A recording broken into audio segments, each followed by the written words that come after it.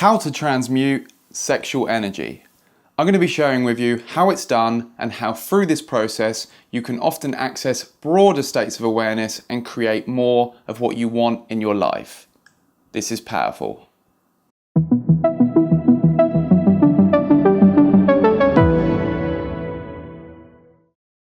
Hi, my name's Alex and I'm here to help you with conscious personal growth so you can maximize your positive impact on the world. And if you're new to this channel, consider subscribing and hit that notification bell so you don't miss out on any new videos. So the first thing I want to say on this is that sexuality is a personal thing from person to person. And especially as I'm a coach, I'm certainly not dogmatic about any of this.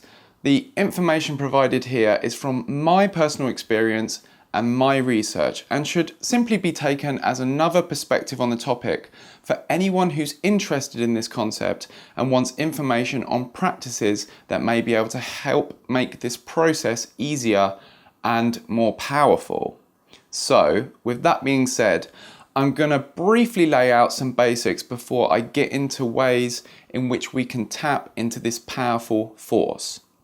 So, what is sexual energy? Well, people who follow certain spiritual traditions may explain this in a slightly different way to how I'm going to. They may talk about sexual energy as a kind of life force and about moving this energy up the spine through the various chakras in order to facilitate spiritual progression.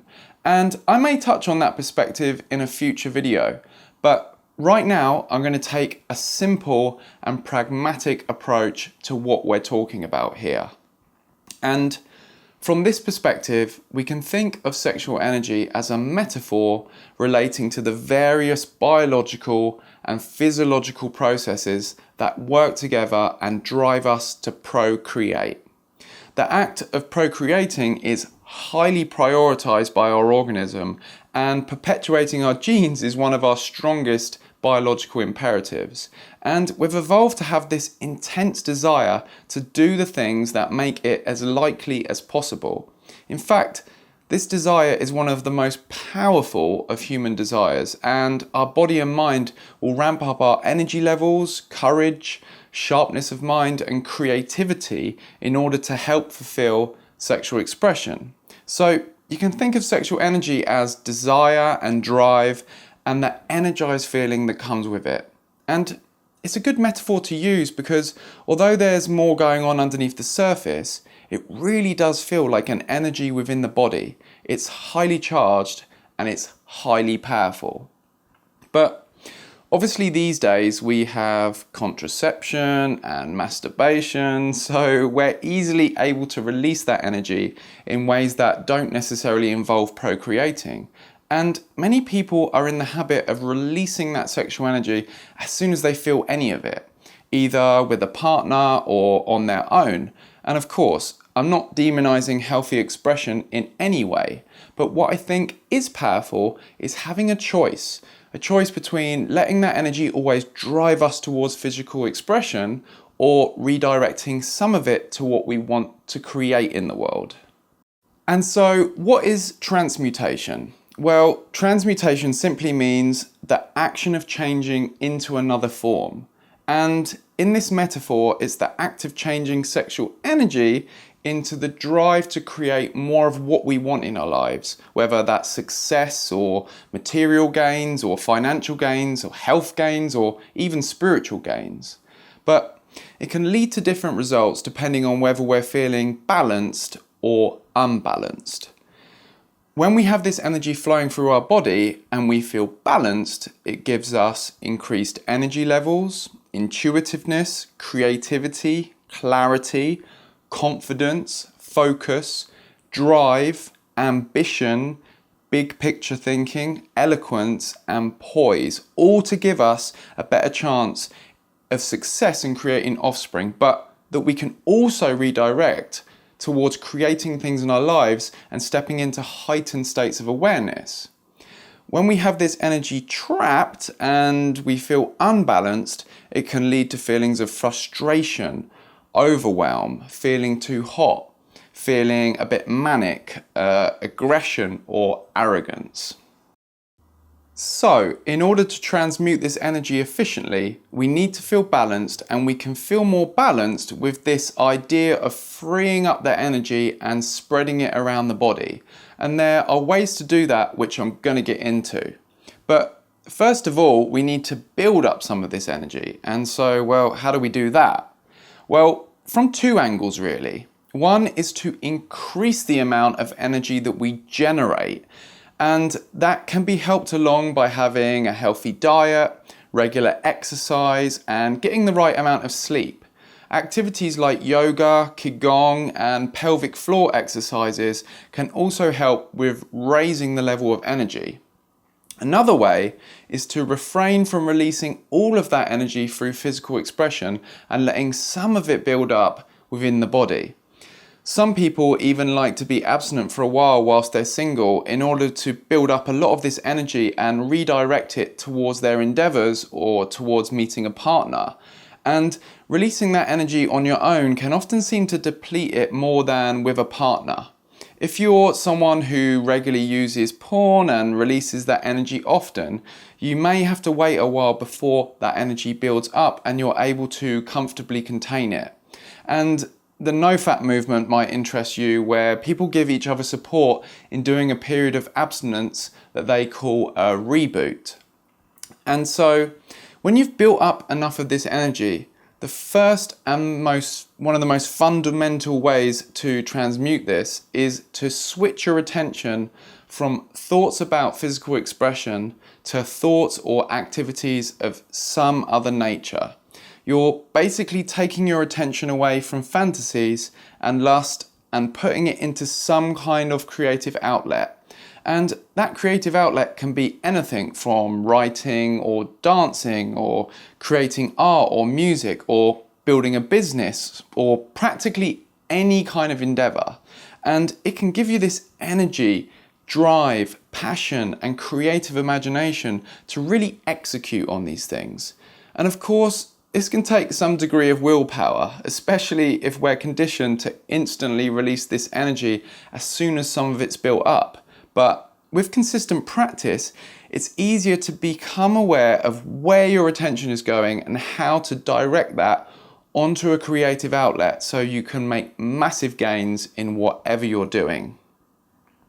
And so the second way is to be able to hold that energy and contain it. It's about learning to feel that energy without it letting it take over your mind and unconsciously driving your behavior. And it starts with bringing awareness to the sensations within the body. It usually starts off with the feeling we'd usually describe as feeling horny, and over time builds up into an energy that if you just sit there and watch, it almost feels like electricity running through your body.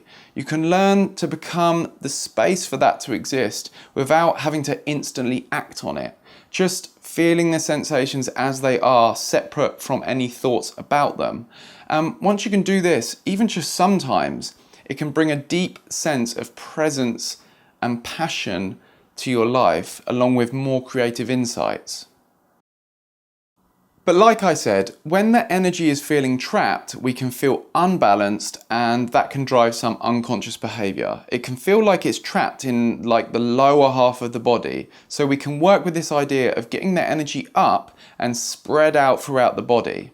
And the basic principle here is to be able to stay present and to be able to feel more centered and balanced. These are the main things that are going to have you being able to hold this energy and effectively transmute it. But there are a few things that can help with this. One of them is through deep breathing exercises, and there are many different types that can be benefited from. You can practice pranayama, which are yogic breathing exercises, but a word of caution, only ever practice breathing exercises if you're sitting comfortably or lying down in a safe place with no hazards around you, as they have the risk of making you a bit faint and lightheaded, and you don't want to hurt yourself. So never practice breathing exercises whilst you're operating machinery or driving, or if you're in water or anything like that. With that being said, the most basic exercise is just to take deep belly breaths where your belly is rising up and down and you're getting a fair amount of oxygen into the body and relaxing yourself. Just that alone is going to help spread the energy around the body, having you feel much more relaxed so you're able to more comfortably contain it. And another slightly more advanced one is to use muscular contractions and imagine pushing the energy up the body into the head. And this can take a bit of practice, but essentially it works like this. You take a deep belly breath in, and then you begin by contracting your stomach and then your chest, and then imagine some extra movement up towards the head. So it's almost like you can feel the energy in the lower half of your body. Taking a deep breath in, little stomach contraction, then a chest contraction, and then imagine pushing that energy right up into the head. And basically, it's kind of like a wave of muscle contractions. And if you're not used to doing it, it can take a bit of time to get this down. But once you do, you can basically create this muscular wave of contractions, and it really helps with taking that energy from the lower half of that body and creating this sensation of it spreading throughout the body so you can feel more centered again. Another way to spread the energy around the body is by taking cold showers. Now, I know this isn't everyone's cup of tea, and it wasn't mine either before I got into the habit of taking them regularly. But many people now take cold showers just for the benefits of them, and also thousands of people are practicing the Wim Hof method, in which they're taking cold showers every day. And apart from all the other benefits that they have, they also seem to really help with allowing us to feel more harmonized with this energy. They often have the effect of cooling you off and spreading the energy throughout the body so you can feel more balanced and more centered again. And another way to spread the energy around the body is through intense exercise or practicing yoga. Sometimes just doing a few push-ups will be enough to get you centered again. And really, in order to maintain well-being, we should all be regularly exercising anyway. But it's good to know that if you're feeling unable to hold the energy without feeling quite unbalanced, going for a run or just doing a load of push-ups can often bring you back to a place of centeredness again, so you can get on with your day and carry on channeling that energy into whatever you're doing. The other thing that's going to help with this process is regular meditation. And for anyone who's new to meditation, I have some videos that share meditation techniques for beginners and how easy it can be to incorporate a daily meditation practice into your life. And I'll put some links for those videos in the description. So there's a couple more things I need to mention on this. The first is that for most people, sexual energy is a thing that can fluctuate from week to week, day to day, hour to hour, and sometimes even minute by minute. So don't expect it to be a thing that builds up in a linear fashion. It very much depends on your particular body and mind, but in general, up to a point, the more energy you're holding and cultivating, the stronger it feels when you can feel it, and the more charged you become overall. We don't also have enough research into how very prolonged periods of abstinence might affect libido. Many single people in the Nofap community swear a 90-day reboot helped to reclaim their sexuality, and many people decide to go longer. But I personally wouldn't recommend going monk mode for greatly extended periods of time, as I don't believe we have enough research to know exactly about the long-term effects. The second thing is that there are differences between how sexual energy manifests and operates in the different sexes. There are similarities too, so a lot of the things that I've talked about can also be useful for women, but obviously I'm giving a male perspective, and I may make another video at a later date in collaboration with women in order to include a female perspective. But for now, any women watching will also need to watch another woman talking on this subject to get more of a complete picture. In summary, if we can cultivate this energy, hold it, stay centered and balanced, and direct it to what we want to create, it can be an extremely powerful force. I've personally had experiences where transmuting this energy has allowed me to get a lot of practical things done, including a lot of deep work on my creative projects. The kind of drive and focus you really need to take these things to the next level. And thousands of people in the Nofap community and anyone who effectively utilizes these practices will attest to this, including people who practice this for spiritual reasons, such as in yoga or tantra, for example. Working with this energy correctly can also give rise to creative insights, flashes of inspiration, and a generally increased passion for life.